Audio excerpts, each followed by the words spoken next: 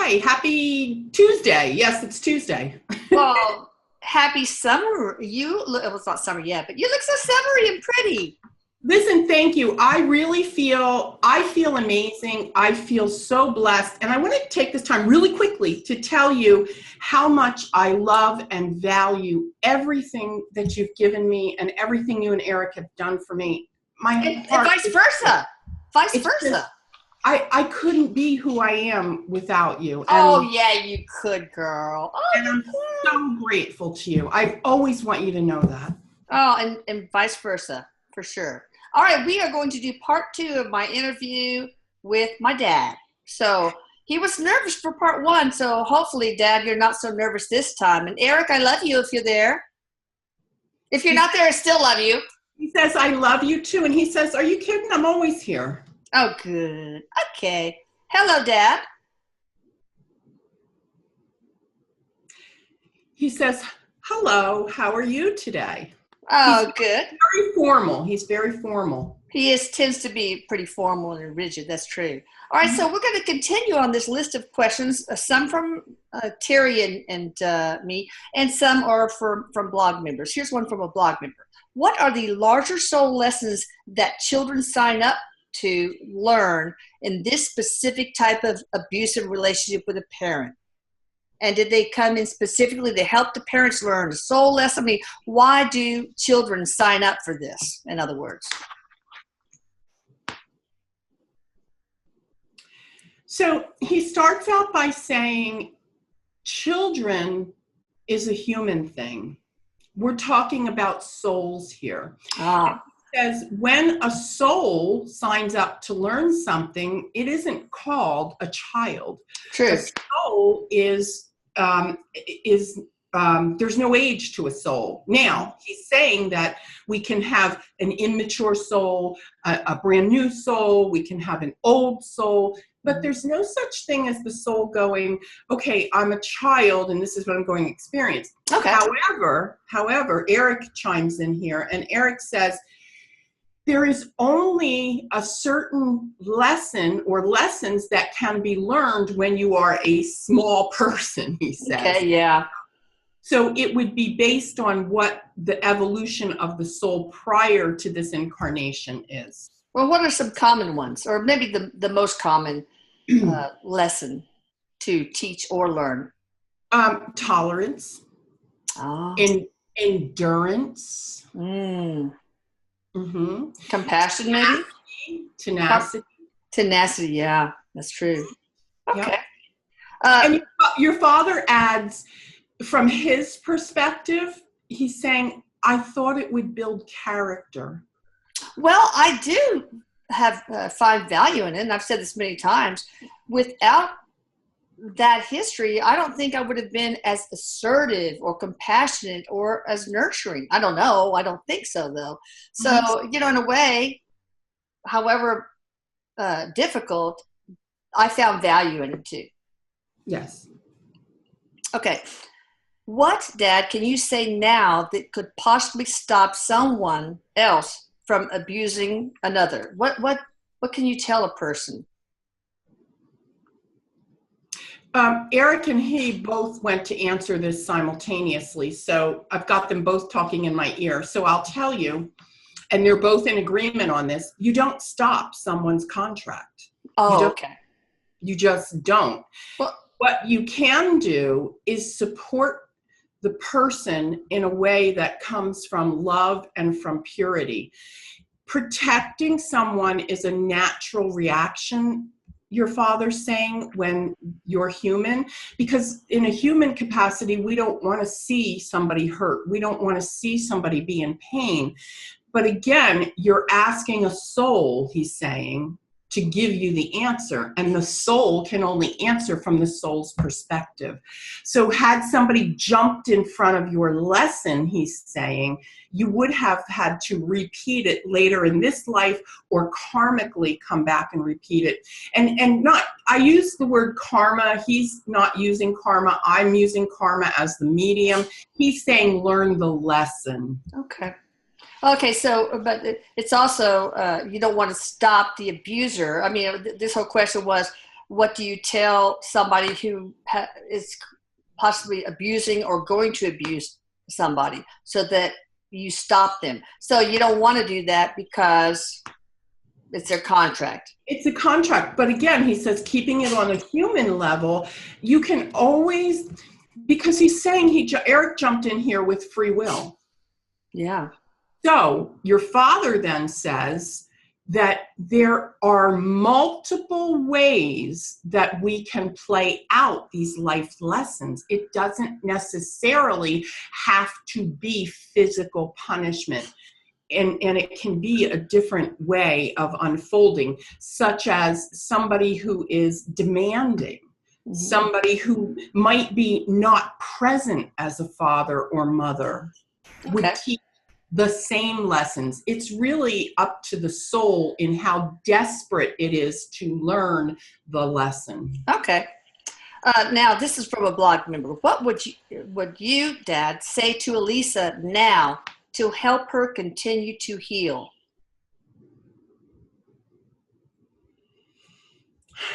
He got very emotional with this, and he stepped back and he's got his hand on his heart. And he says, in a very loving, very soothing voice, healing is a choice, and healing is the closing of the circle. And so as you close the circle, you can release the lesson.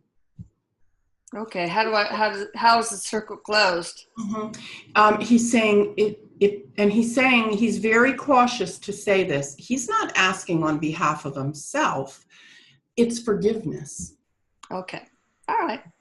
Yeah, that's true. I mean, forgiveness is more for the one who needs to forgive than the one who needs to be forgiven. All right. What effects, like strengths, weaknesses, and characteristics, do I have that came either partially or wholly from this past abuse?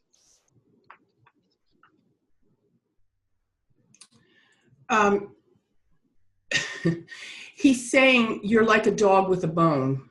You don't give up. So you're tenacious. Okay. You're definitely tenacious. He's saying you're very analytical. You always look for the other side. So you're fair. You're a very just person, he says. You don't like injustice, and so you fight for injustice. You stand up for injustice. And he's saying, due to the fact, and listen, I want to clarify this, he is not in any way condoning anything he did. He's not remorseful for it, but in the sense that he's coming from the soul's perspective. The contract, yeah. Yes, he's very respectful to you and what you have endured and lived through. He said that's very important that you know that. Okay. And he's also saying that, you learned from him more than you even realized because you learned what not to do. Yeah. Okay, good. One of the things he's concerned about, and he's going on to tell me this, he wants to make sure that you're not angry in general, he says. Oh, I'm angry toward him for what he did at the very end. In general. In general. No, I'm not. Okay. No, I'm not.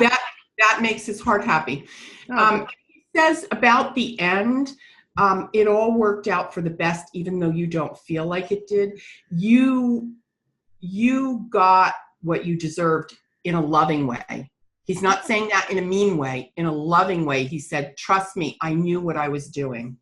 Okay. What are you new as a human, or you new as a soul? As a soul. Okay. What can we do this is from a blog member, to emotionally protect ourselves from an abusive parent? He says the last thing you want to do is put walls up, because building walls is not a protection. It might look like a protection, he says, because you think of a wall as a barricade, but ultimately what you're doing is you're cutting yourself off, you're secluding yourself. So a wall is not the answer. What is the answer is building up love within yourself, not for anybody except yourself. The more you love and value yourself, the stronger you become, the more confidence you have, the more you can erect the boundaries. Yeah, and I think that one thing that helped me is realizing that the beatings and the verbal and emotional abuse that I received, it wasn't because I did anything wrong. I mean, I knew that it was my parents' own baggage and sadness and brokenness, etc. So, and also another thing that helped me is trying to find the value in it, you know, on a soul contract level or whatever. So he's not making excuses for this at all. He's saying, but do you know, are you aware of what I endured? Oh, yeah. Yeah. From your past. Yeah. I mean, not all of it. And you can share whatever you feel like you didn't have a chance to share. Would you like to do that? He said it's really not necessary unless you have questions, but he's not using it as a justification by any means. This man is very respectful and very remorseful, and I don't find him to be very standoffish or nervous at all. Oh, we broke him down from yesterday, probably. How did you end up dying? I mean, what was the cause of death? You were in such horrible pain. You suffered so much. He's saying, simply put, and this may be graphic, he said, but my heart exploded. My heart was done. Oh, wow. Well, you had such back pain. I was wondering if you were just bleeding in the retroperitoneal space. And because your blood was just boom, boom, going down and down, and they couldn't keep up. He said, well, and that's actually the heart exploded was the final. The final, yeah. Yeah, he's saying there was a lot of leakage. All his fluids were leaking. He's saying, if it's any consolation, he says he died a terrible, painful, horrible death. I don't like that, though. That's horrible. But he said he wrote it, so... Yeah, but I wasn't too happy about that. Why do some people keep wanting to go back to an abusive parents for love and acceptance? One of my sisters is an example of that, and I won't mention names, but she always just tried so hard to get your approval, Dad. Why do some people do that? It's a lack of confidence, he says, and it is a trek back to the familiar. It's always about hoping there's a do-over, always about hoping the next time will be better. That's and true. So by coming back, you know, he says, think about the dog that gets kicked by the owner. It's still a faithful dog. It still loves its owner. You know, there's something so sad, he says, about the return of this child. And he feels the sadness of this sibling of yours. And he says, if you look at the big picture of that sibling, you will see the brokenness. You will see the pieces that are missing that would lead her to feel less than confident. Yeah. Oh, yeah. I understand that. Okay. That I don't need. Oh, go ahead. You about to say something? Oh, no, that wasn't me. That was Erik, but I don't know what you say. Okay. Can you tell me a little bit about your life review? And just what was your life review like, Dad? So he says, by the way, he says, when I left my body, you need to understand that I hovered over it for a few seconds. Okay. And it is like they say, my life flashed before my eyes. I wasn't in any sadness. I stayed there for a little bit. I crossed over and immediately was met by my mother. Okay, yeah. Okay. And he's saying he didn't meet Erik right away, he's saying, because there was a processing that was needed. Okay. Wants us to think of it like this, he says. I went to, and he's laughing a little bit about this, like he's saying, I went to like a holding cell, if you will, but not a jail. Okay. And because there was such rancid wretchedness about my behavior, I really needed extra precaution and extra support and guidance to process and review it. So I went to what we call a resting place or a holding area where I could just come in, catch my breath, and be guided by people, souls, he says, that could help me process what I was about to see and extract the pieces I needed to learn. So he said it's still an ongoing, it's always an ongoing process. You never really get to, sit back and chill and smoke a cigar and just hang out, and drink your favorite whiskey. It's just about constant learning, constant evolving. Okay. What is he wearing? Right now, what's he wearing? It looks to me like a pair of chinos or some sort of, they're darker in color. They're not quite khaki. They're darker in color. And he's got a button-up shirt on, like a plaid shirt. Okay. Okay. When an abusive parent and an abused child meet on the other side, how does that go? How do they mend things? Or does it all just click that, oh, yeah, I remember that contract. What was I thinking? So Erik is chiming in here. And Erik is saying, Mom, we know who's coming before they come. Now, okay. We can't tell you that, but we as souls prepare for that, and then we become the welcoming committee. Oh, okay. Those of us that have agreed to do that.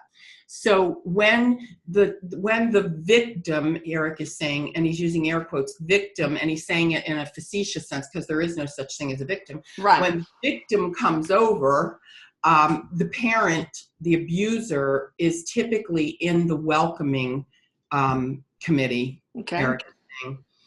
And really, he's saying there is no animosity, and he's saying it's, how do I put this? Let me think, Erik, how do I say this? Like, it's not like you have human emotions, like you run into them in the grocery store and you're like, oh, I don't want to say them, like, oh my God. Oh, I know. I always feel like that's going to happen.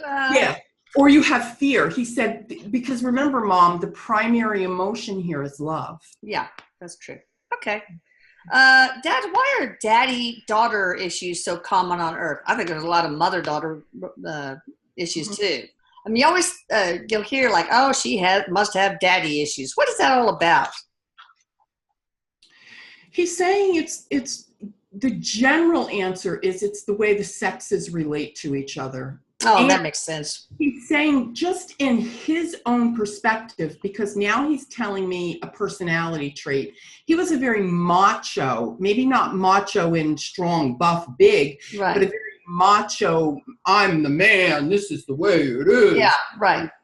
What he didn't realize what he was doing, he's saying, and this is the gift he gave you, he made you a strong-ass woman. All right. Now, but you had a feminine side too. I mean, you had a depreciation for aesthetics. Aesthetics, yeah. You loved women. Actually, you valued women more than you did men. I remember you saying anyway. Yes, and he did, but in a sense, he's saying, I always believed that superiority was from men. Okay. So he's always saying that men were the superior.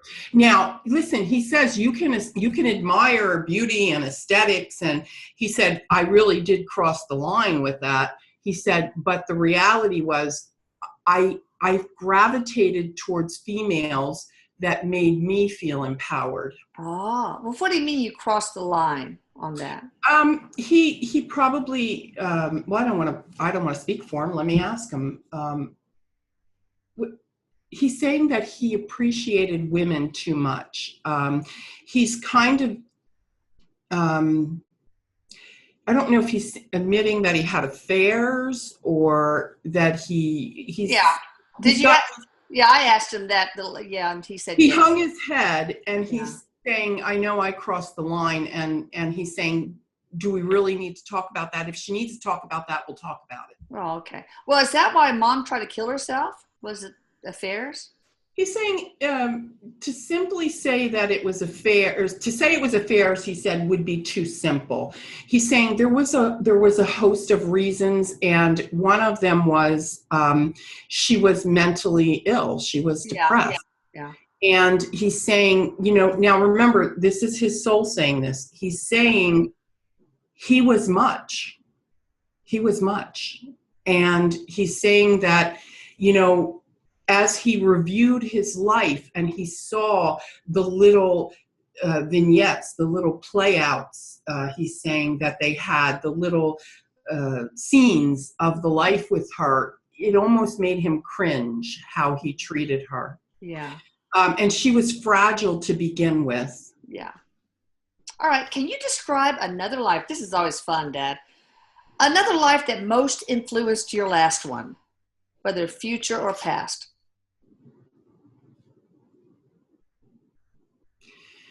He's showing me he's on a boat. He's Okay. in the middle of the Atlantic Ocean, and he is fishing for a living. He is that's how he eats. He is the captain of the boat, and I smell it's very salty and fishy. And he was a very hard person. He's telling me he was very hard on the crew. He was very hard on himself, but also in that life he was solo.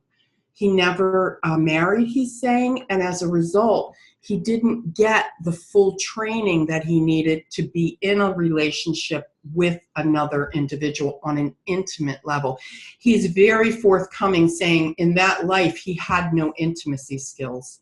Oh, okay. So, And that's what brought him to this point. what century was that in, and where was it? You know, he's saying it was in the 18th century. Okay. And it is in, he docked, I'm trying, somewhere in Europe. There's an accent. I don't know. That's okay. That's fine. Yeah. He's from Spain, if that helps, but. Yeah. All right. So this one is actually a good one from Terry. Give a one-word description for each of your children, what you hope to have taught them and what they taught you. So just a one-word description, whatever. We'll start with Terry.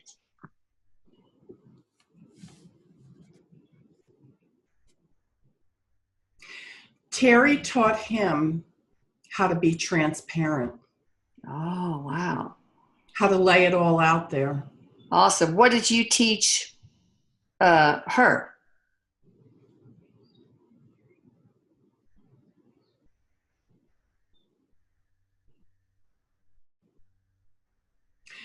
I tried to teach her not to take without giving, but I don't think she's learned it. Oh, okay. Well, what about a one word for her? What one word to describe her? Oh, okay. Gosh. His word, not mine. Greedy.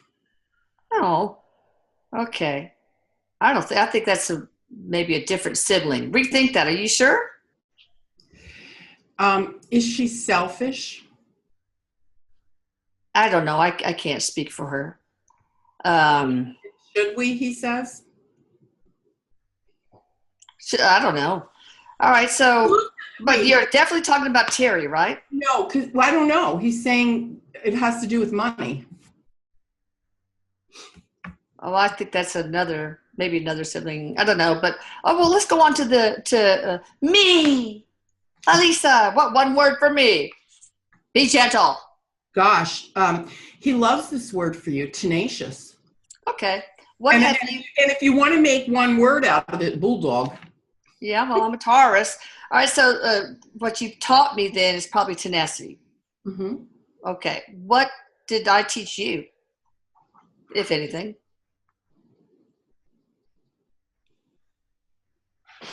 The only word I keep hearing, and it doesn't make sense to me, but it's not supposed to, is aggression.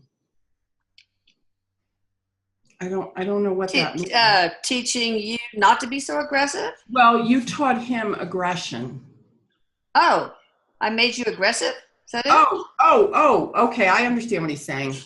He's saying because that was part of the contract fulfillment. Oh, okay. So Did he was you get? Did this is me asking you? Did you get the brunt of his stuff? at the very end, but most of it was Laura earlier on, and then it was me toward the very end. All right, because he's saying you completed a cycle with aggression for him. Okay, well, he was very aggressive to me, but then I kind of stood my ground and set my boundaries, and I guess he probably saw that as aggression. Is that right? Is that what we're talking about, Dad? Yes, yes, he says. He confirms. That's an affirmative. Okay, what about a one-word description for Laura, the third youngest? Generous. Okay. What about what has she taught you, and what have you taught her? So what have you taught her? Resilience. Okay. Resilience. And she taught me flexibility. Okay, good. What about the youngest that she's deceased, Denise? One word for her. She's with him, by the way. Yeah. Oh, okay. Hi, Denise. Mm-hmm. Hi. Eric's with him. Eric's here too. Okay.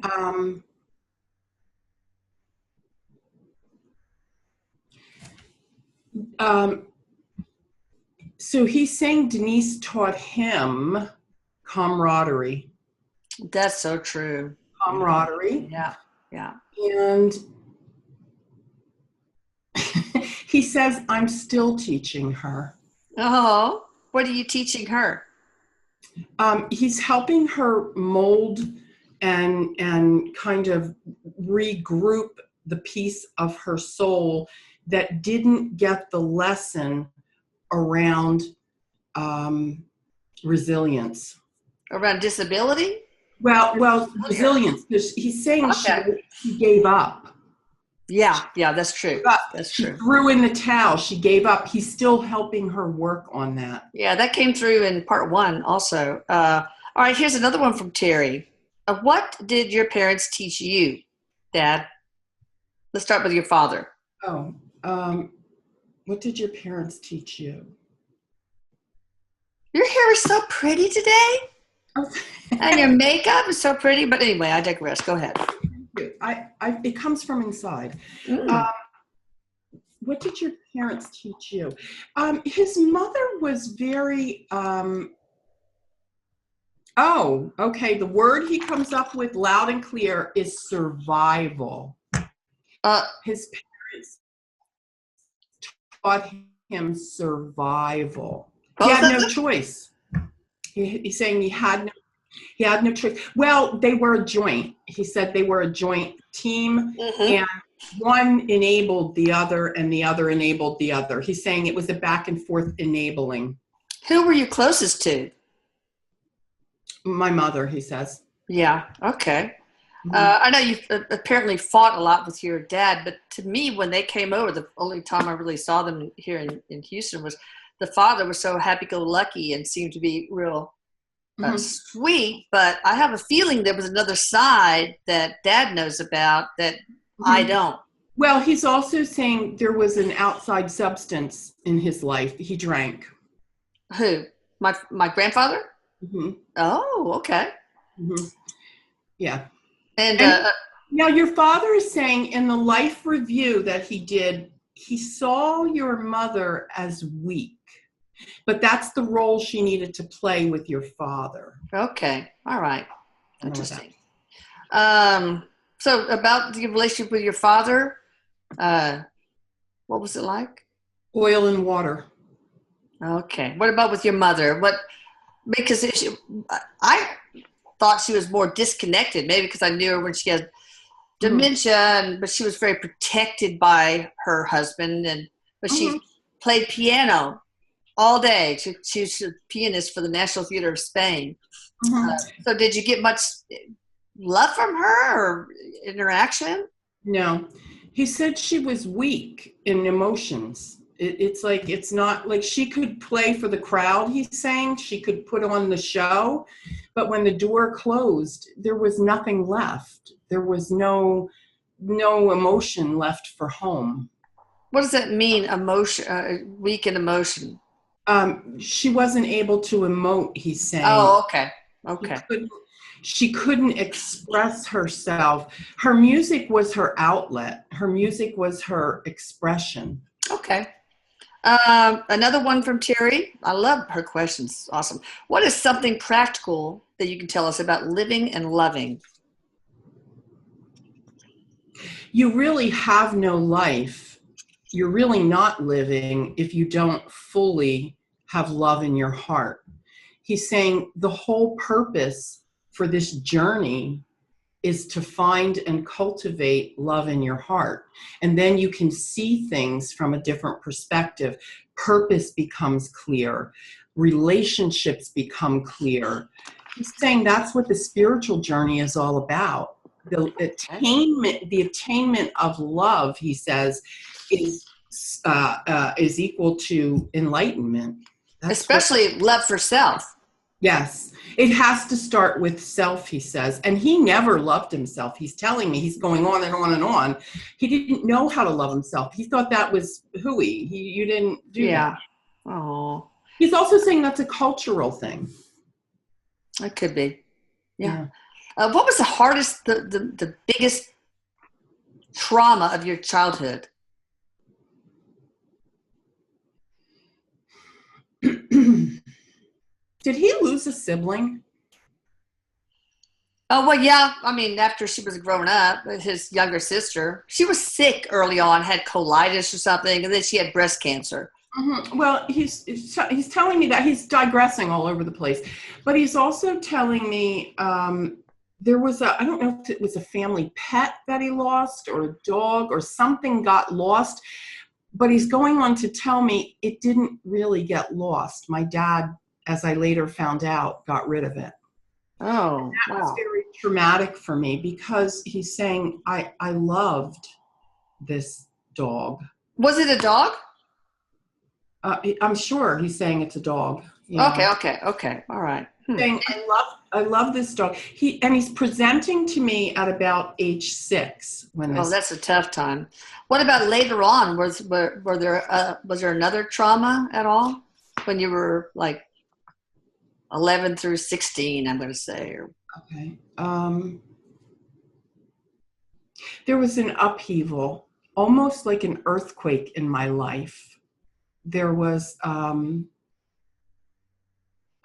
he's telling me how he felt, and I believe I'm seeing him at age 13, I want to say. And he's showing me it's almost like a stinging, like it happened so quick and so abruptly. It stung him, it shocked him. well, what was it? Was it a form of abuse or an accident, car accident, or I don't know? He's showing me that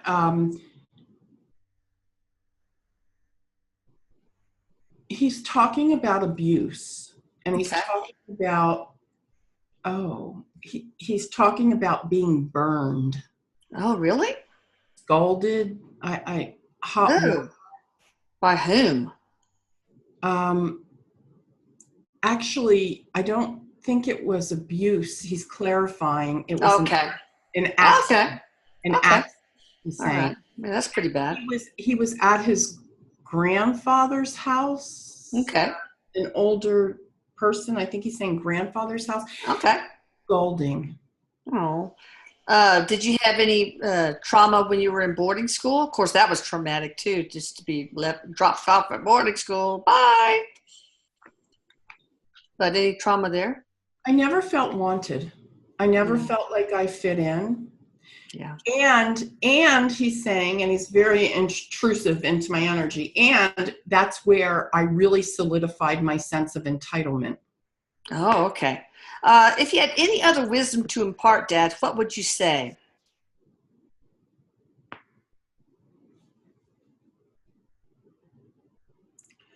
Simply stated, things are not as they appear. What looks one way to the outside isn't necessarily what's happening on the inside, and people need to be a little bit more he's using the word intrusive. He goes, but I don't mean nosy intrusive. People need to be a little bit more connected to people so that people can really have an understanding of what goes on behind closed doors and to be helpful in domestic situations. He's also going on to say that the domestic situations that are arising now are proportional, and he's saying the only way to really work with that is if we unite as a community. And it's interesting to me because he's also telling me one of his missions now as a guide is he works with domestic violence. Oh, interesting. I was going to ask that, what he does as his life's work. That's good. Yeah. What was your life's obsession as Jose Rebellious? Women. Oh, yeah. Okay. Women and also learning, he's saying. Oh, yeah, he loved learning. He's saying he was a voracious reader, learner, loved, and he's saying that's where you got your love of learning from. Oh, probably, yeah, I love it. All right, but you also seem to have an obsession with money. I remember that you wanted to bury yourself with all your riches because you didn't want anybody to have it. It's like I didn't understand that at all. But is that true? I mean, is it true that you had an obsession with money? He said, I wouldn't call it an obsession with money. I would say that money equated to power. And I was more enamored by the power, he said. Right. And to me, I think, and you can correct me, it equated to success. The more money you had, the more you were seen as successful. Is that true or not? Yes. And he's doing this. He's saying, I was a little man. I really was a little man. I was belittled, and money inflated me and gave me power. And I thought, erroneously, he said, I thought it gave me respect of my peers. Oh, okay. What was your biggest regret? Or you could have more than one if you want. I have plenty. Yeah. He says, right away, he says, my biggest regret is that I wasn't closer to my family. Okay. Your family, your immediate, your family in Spain, or your okay. His children. Okay. All right. More nurturing. He wishes he would have been more nurturing. Okay. What was your greatest achievement? My children. Oh, what about your greatest strength? I could calculate anything. Was a numbers person, he's saying. Okay. Calculate anything. This is me being curious. Did he have anything to do with, I guess I could ask him, anything to do with money, like investments or anything? Yeah. Oh, God, yes. After he retired, he became a broker. Yeah. Well, he's telling me I bathed in money. Yeah. Okay. All right. So you were good with investments and stuff. That's what you're saying your strength is. I knew how to take a little bit and make it go really far. It was a game to me. Okay. How much more can I make? He said it possessed him. It was his drug. Okay. Yeah, because that's got to be fun. It's like gardening and making a beautiful flower. What is your greatest weakness? But no, he said it's like going to the casino. You say, oh, I'll just put one more chip in. Oh, I know. Oh, God, no, I don't like to do that. It became an obsession with him. Okay, but he was good at it. Mm-hmm. Good at it, Dad. So your greatest weakness, that's what it was. Oh, my inability to love fully, unconditionally, to love. He said, I saw that in the review, and he's saying he cringed. Why? What was it that made it difficult for you to love completely? He's saying it's like I had a piece of me missing. I had all the components. He's showing me like a big puzzle board. I had all the pieces. Outwardly, this is where he's going to the outward thing. He's saying, I had all the pieces outwardly. Oh, but he's saying, I just didn't have the right mentality to assemble them in the right order so that it all fit together. Did it have anything to do with a fear of being vulnerable? I never took my mask off, he says. Okay. He said, you all might say I never let my hair down. I never showed the real me. So Okay. Okay. Um, did you have any mental illness? He laughs. He says, just narcissism. Okay. Did you have borderline personality disorder too? Because it seemed like we were 0 to 0 all the time, and lots of times you threw the baby out with the bathwater. But I don't know. I'm not a psychiatrist. He's saying I was erratic. He's confirming he was a narcissist. He's saying, Okay. Lisa, can you confirm that? He's asking you. Oh yeah, I can.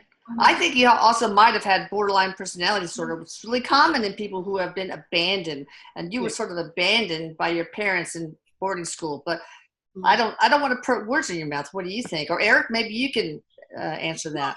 Erik is saying it doesn't have an official definition. Okay. If anything, he was erratic. And Erik is saying we're going to go with manic. Okay. Let's see. Why didn't you like my husband? I mean, sometimes you loved him, sometimes you hated him. It was a pissing match, he said. Who was better? Who was stronger? Who could do it better? He said, and listen, he's saying he was somebody that was innocent and easy enough to take my anger out on. Okay. Well, what do you think about him now? He's my God, he just lit up. He said he is everything he wishes he was. Oh, okay. Any messages or advice for him? He says he does a hell of a job with the money. Oh, I don't know why. But okay, good. He knows he does a hell of a job with the money. And if there's one message your father would give to your husband, it would be not that your husband's not confident, he's saying, but your husband should be more confident. Okay. In his financial ability. Okay. What was the purpose of your relationship with mom? To bring you kids in was one. Okay. We contracted to do that. Mm-hmm. She was the one who would teach me about power and manipulation. Because she was so easily manipulated. Okay. So that was their contract. I'm having a hard time because he got very low with that. You know what I'm hearing him say, and Erik is confirming this, he's still processing all of that. Okay, well, that takes time. Has it been about 10 years, 8 to 10 years that he's been gone? No, not that long. 2014, I think, maybe. Okay, 4 years. Erik is saying it, and then Erik is saying 8 to 10 years. It must take 8 to 10 years in our terms that he'll have to work through that. That was a big contract between he and your mother. Yeah. Well, what could I have done differently to help you, Dad?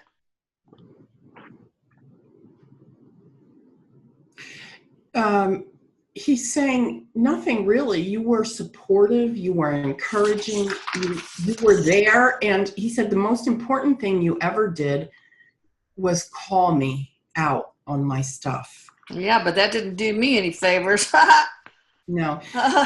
He's saying you ostracized yourself by doing that. You went out on a limb. You cut yourself off, and still you did it.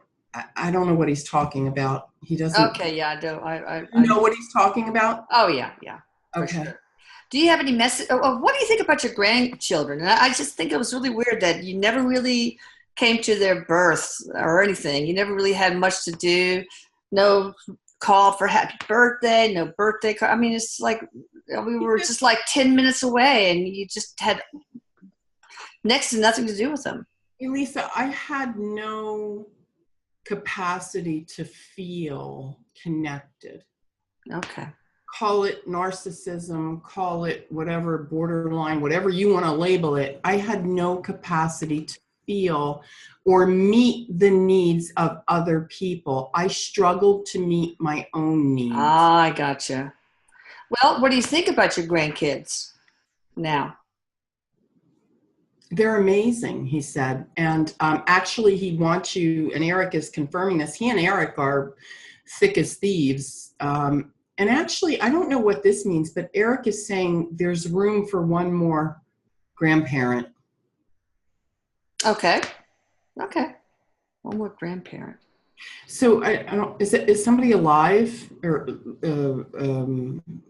No, all my grandparents are gone. How about Erik's grandparents? Whose? Erik's grandparents. Yeah, they're all. Everybody's dead. That's my mother, my father, and Rennie's parents, all gone. Oh no! Wait a minute. What am I talking about? Oh my God! I'm already. Yeah, Erik goes. No, no, God, no! My Rennie's father. He's 94, I think. Though it's like, oh my God. Sorry, Oswald. Oh, jeez. Erik is like, Mom. There's room for one more. That must be him. And they're actually, your father and Erik are preparing for him. So I don't. Okay, well, he's up there. Yeah. Is that going to be anytime real soon? They're both saying we don't know. We don't get exact. Of course not. But we do know within a time frame. So they're giving me the time frame of 9 to 18 months. Now that's a big time frame. Yeah, but still, wow. That's about what they're saying. Do you have any messages for each of your grandchildren? Let's start with, well, Erik, you're there, but Lucas, any message for Lucas? Lucas, he's saying reminds him of him in certain ways. The creativity, the calculation. And it reminds him of him. And he's winking at me saying, I don't know that that's all a good thing, but he loves him. Okay. And the beautiful side of Lucas is his creativity. Okay. He appreciates that he oozes creativity when he does. When he chooses to. What about Christina? He's just got a huge smile on his face, and he's saying she's an amazing mother, and she's building a little empire. He can watch it. He can see it unfold. And he's also, isn't she the one with the YouTube channel? That's me. Yeah. Because he's saying she's building a visible empire. So that's what that means. And he's very proud of her. And he likes her husband. Oh, yeah, I do too. Houston's awesome. What about Michelle? Any messages for her? He's saying she's definitely meant for the farm. He's saying definitely meant for the farm. Oh, okay. He's concerned in the sense that she doesn't seem to have stability in her life. I see that, yeah. And that's a concern for him. But he's saying that as so as humans can hear it, because he doesn't have any concern from a soul contract perspective. Oh yeah, right. He's fulfilling all of that. But he's saying she just chose a hard path. Yeah, I know. That's so true. Who's Mickey? Who? Mickey. Is it Nick, maybe? Nikki? Nikki. That's her husband. Her husband. Oh, he's saying, I thought he was saying Mickey. He's saying Nikki. Nick. Yeah, Nikki. I call him Nikki. Yeah. Nikki, yeah. All right. So that's what he's talking about. With regard to the hard path. Oh, okay. Yeah. I don't know what that means, but yeah, I do. Oh boy. Okay. What about the youngest, Annika? Brilliant is her word. Oh yeah. Brilliant. And actually, Erik is like, yes. Oh my God, I have chills. They are both telling me she's going to find and develop a cure for something. I've heard that before.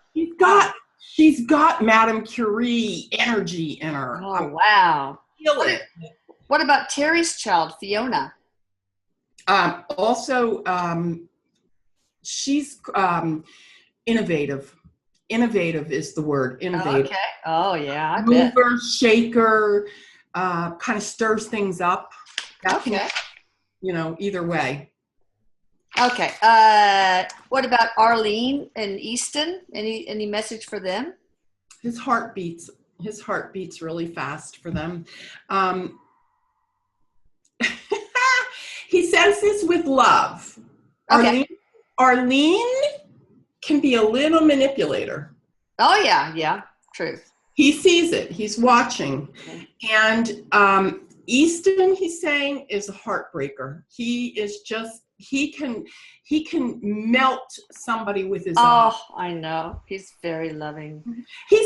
Your father is so present with those two. Oh, good. It's incredible. He lives with them. Oh, that's so sweet. Mm-hmm. All right. Any message for, Harper's a baby, too much of a baby.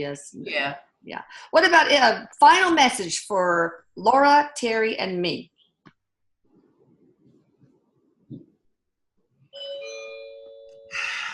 There's your dad. While it may not have seemed it, I truly came into this life for all of you. Okay. And whether you believe it or not, if you look hard and you look deep, I was your greatest teacher. I can see that. So any message specifically for, let's say, Laura? The first thing I hear is keep your chin up.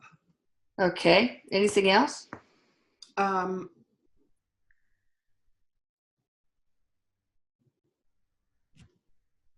Is Laura struggling with not feeling well? I don't know. We don't talk anymore since because the end.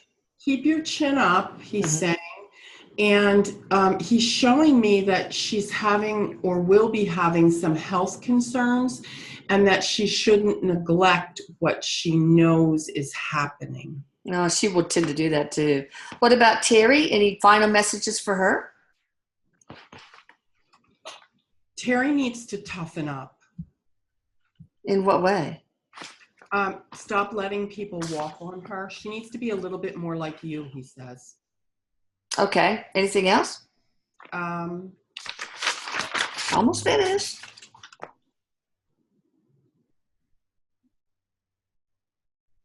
He loves her and he approves of the direction she's taking. Did she turn her life around? Because he approves with the direction she's taking is what he's saying. Oh, yeah, in many different ways, yes. Oh, well, and he thinks that it was about time that she let go of what was holding her back. Okay. Was she, I don't want to divulge too much because this is other people's business, but let's leave it at that, he says. Okay, that's fine. And I can talk to you personally if you want, but that's okay. Any messages? Final message for me? He's saying with your tenacity and your quest for justice, you're not using your voice as much as you could. Okay. He's encouraging you, pushing you to step up on your platform and speak louder. Okay. What do you think about channeling Erik and the job Erik's doing? And do you have any suggestions? Erik and they're conferring here, and they love the direction where we can highlight and spotlight mental illness and help for it and cures for it and be a voice for it. Erik, okay. I knew from the very beginning, Erik chose me for mental illness reasons. That's awesome. And they conferred, and your father suffered what he suffered, your mother suffered, Erik suffered. We've all suffered it, and it needs to be mainstream. Okay, good. I got two more questions. First, can you share something about yourself that no one else knows? It could be just trivial and funny. It doesn't have to be heavy or anything. Oh my God. He says, I could never, ever walk around with a hole in my sock. Oh, really? Oh my God, I bet. Oh, I hate that. That's I funny. know. He's like, he actually busted a smile out for that one. Oh, that's funny. All right, final message or advice for humanity.